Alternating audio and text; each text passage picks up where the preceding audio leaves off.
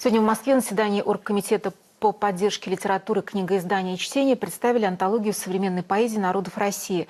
Председатель комитета Сергей Нарышкин отметил, что подготовка проекта заняла 1,5 года, а к работе над уникальным сборником были привлечены 800 специалистов из разных уголков страны. Подробности в репортаже Ольги Яниной.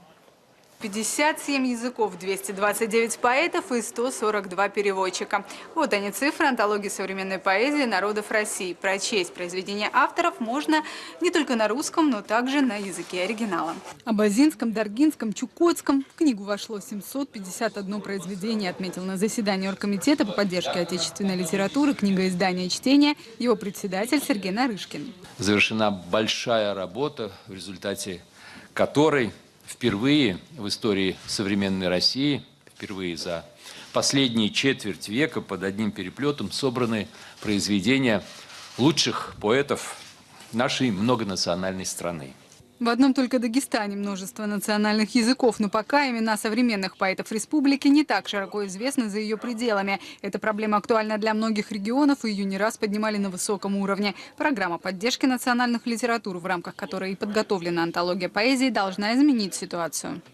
Я представляю регион, где на 14 письменных языках создается литература, издаются книги. В антологии поэзии «Дагестан» представил 13 языков и 47 авторов. Дагестанские писатели надеются, что со временем будет переведена дагестанская поэзия, дагестанская драматургия, дагестанская проза и дагестанская детская литература. Такие планы у комитета есть. Ожидается, что в свет выйдет серия антологий современной детской литературы народов России и современной прозы. Презентацию же антологии поэзии Сергей Нарышкин предложил провести на книжном фестивале «Красная площадь», который пройдет с 3 по 6 июня этого года. Гостей и участников ждет масштабный книжный праздник. Помимо тех тематических площадок, которые были, предполагается специальная музейная линия в ГУМе, представит издания наших ведущих музеев, Эрмитажа, Русского музея, Музея изобразительных искусств имени Пушкина, Третьяковской галереи и других музеев.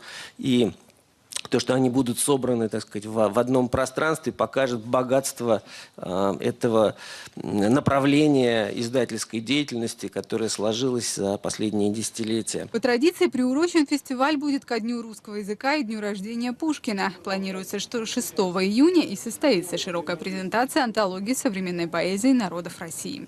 Ольга Енина, Сергей Харламов. Новости культуры.